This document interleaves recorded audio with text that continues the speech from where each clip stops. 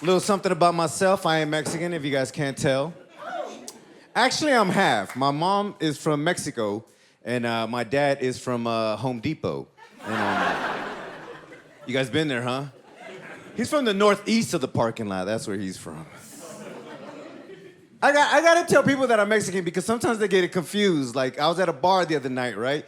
And these two white girls were sitting on the other side, and then they kept talking about me. I knew they were talking about me because one of them kept looking my way until one of them comes over, and she goes, "Excuse me, are you Mexican?" And I was like, "Yes." And she turns around and tells her friend, "Oh my God, Rebecca, I told you he's Mexican." And she goes, "We love what you eat." Who goes up to somebody and says that? That's so random and rude, right? I didn't know how to feel, guys. I was a little offended.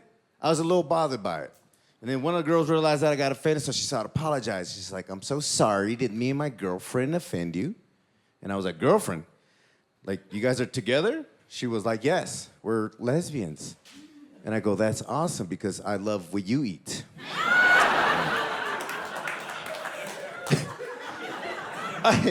I'm glad you guys got that joke, because I told that story the other night, and then somebody in the back was confused. They were like, "Is he talking about quinoa?" No, not at all. I just never know, right? I never know when somebody's trying to be racist or offensive. Like, you turn your phone on, and it's everywhere on social media. I feel like I got to walk around with a chip on my shoulder, and I hate it. Like, the other day, I was at a grocery store, right, and I was buying some Red Bull, and the lady at the counter was like, "Oh, my God, you need the energy to play soccer?" What? I was gonna jump over the counter and just start choking this lady. I was so mad, and then I looked down and I forgot that I was wearing soccer shorts and cleats, and I was like, "Oh, shit. My bad." It just gets annoying sometimes. Like, being Latino, sometimes people come up to me and go, "Hola, amigo." Hola, amigo. Like, are you practicing your Spanish? Or are you trying to be racist, right? Like, that happened to me. I was in Arizona one night, right? And then these two guys come up to me like, "Oh, look, Mexican. Huh? Hola, amigo. Hola, amigo."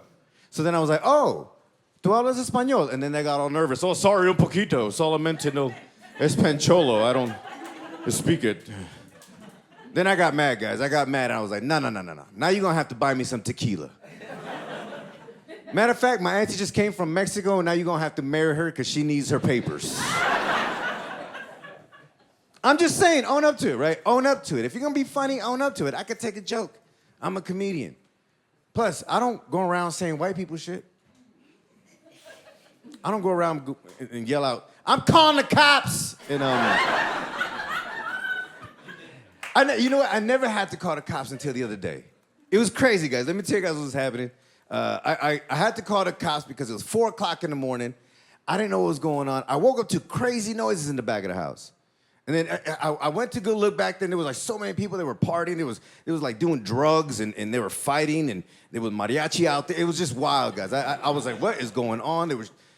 I had to call the cops. It was like, 911, what's the emergency? I was like, "It's not an emergency, but I am a taxpayer." Now, I used that voice because I knew it was going to work, right?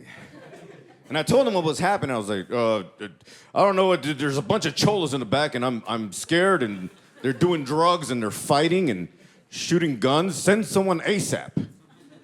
They send 7 cop cars. 7 cop cars, and they shut the party down. And my cousins were so mad that I ruined their baby shower, wedding, quinceañera. I was outside with the cops. "Taste Chewy, he owes me money." The cops were like, "Which one is Chewy? Which one is Chewy?" I was like, "The short one." Then they got all confused, started tasting everybody. I got my ass inside. I didn't want to get tased. But seeing Mexicans getting tased to mariachi music is the funniest thing ever. All my neighbors was like, "Wow, everyone's really getting down."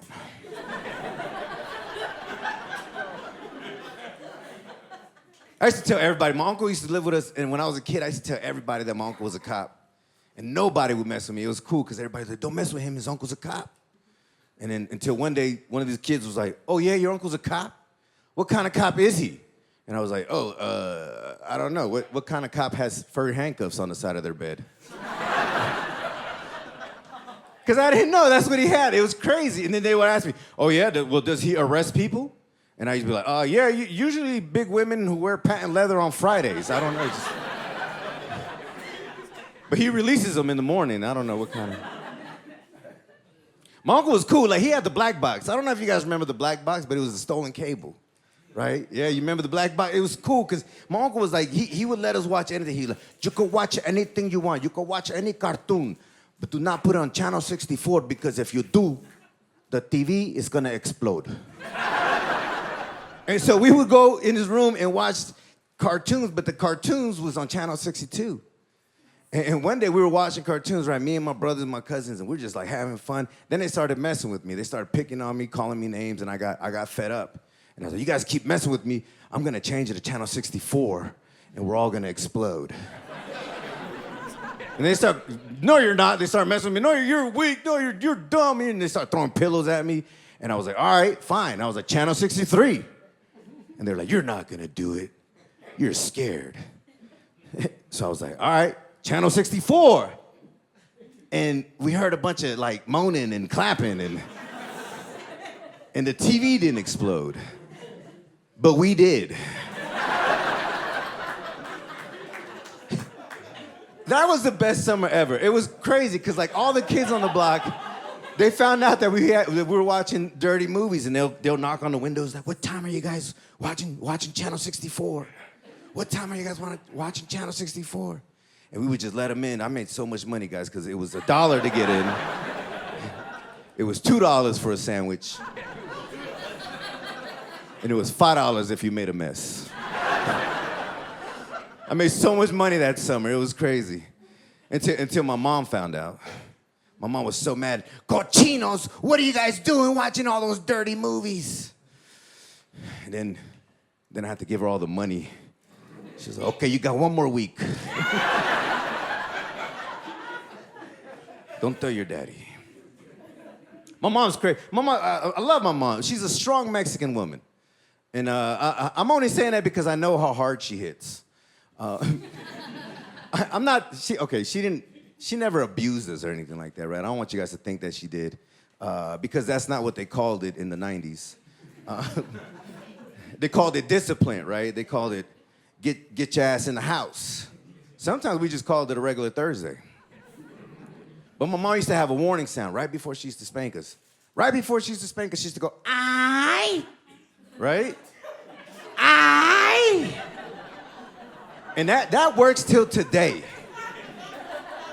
Because I was out one night doing some stuff I shouldn't have been doing. I was just wilding out, just acting ghetto, whatever, right? And out of nowhere, I heard, "Aye." I was like, "Oh." I heard it again, "Aye." I got so scared, guys. I ran back to the car I broke into, and I put the stereo back.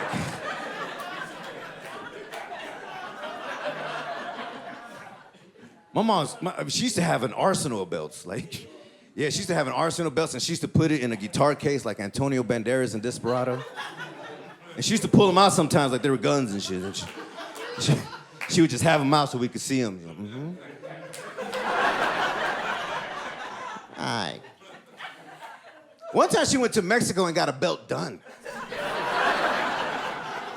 Like, who goes to Mexico and gets a belt done? Like she's Uma Thurman in Kill Bill or something. You know what I mean? It was crazy. She went to Mexico, to the mountains, and to go meet the Gran Abuelita herself, right? She asked her, she's like, I need an Ator Hanzo belt. The Gran Abuelita was like, we don't make it no more. She's like, please, I got 3 Burmans. Then the abuelita was like, okay, give me 2 días. 2 days passed, right?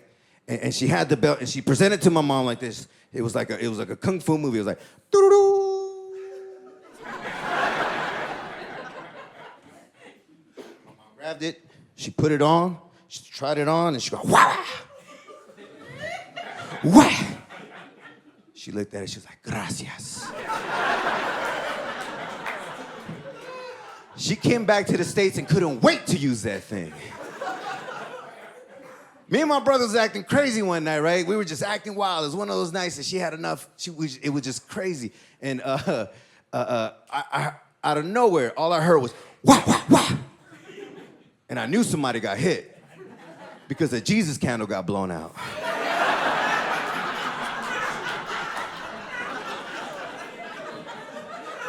And I checked.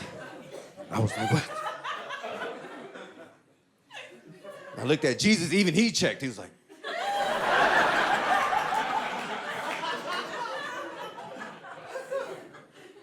and when I turned around, I saw my brother standing there with one of those cries. You know those cries that nothing comes out? He just standing there like. And his shirt was ripped. His shirt was ripped. And the welt on his back said, ah!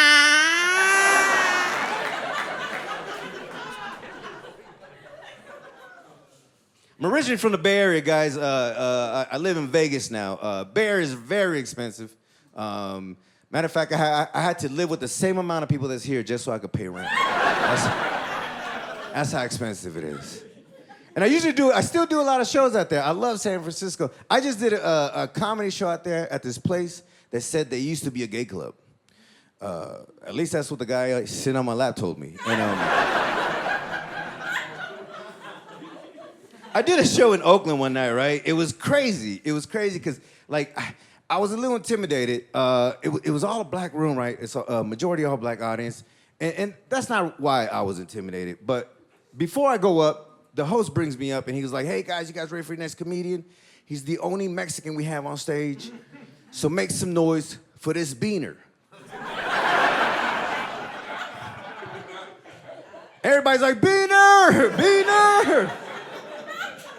And I grabbed the mic and I was like, hey guys, listen, they call us Mexicans beaners because we eat a lot of beans.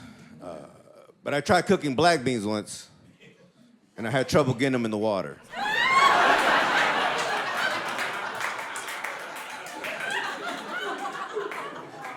I'm glad you guys laughed because no one in Oakland did. All I heard was, all right? All right now. And he didn't even have a gun. He just made that noise to remind me I was gonna get shot that night. Love doing comedy. This is my favorite thing. Before comedy, I used to be a bartender. And bartenders deal with a lot of nonsense. It's crazy. One night I was dealing with this guy. He had so much money, he only wanted me to serve him, right? And I was like, all right, but he started getting too drunk, so I had to cut him off. I was like, bro, I can't serve you anymore. And he was like, that's cool. He starts tapping all his buddies around him. He's all bragging about me, right? He's like, yo, this is my favorite bartender. It's awesome, right? He's been getting me drunk, blah, blah, blah. And then he tried to be funny. And he was like, yo, this bartender's mom topped me off. I was like, what? I said, yo, man, my mom is no longer with me. Terrible accident in 04. I didn't want to talk about it, so I walked away. He calls me back. He's like, come back, man. I want to apologize. Reaches in his pocket, gives me $300 as a tip. He goes, I'm sorry, man. I didn't know that news. I apologize. I didn't mean to disrespect you. Then I walked away, and I was like, I can't wait to call my mom and tell her about this shit. All right, guys, that's it for me, man. Thank you.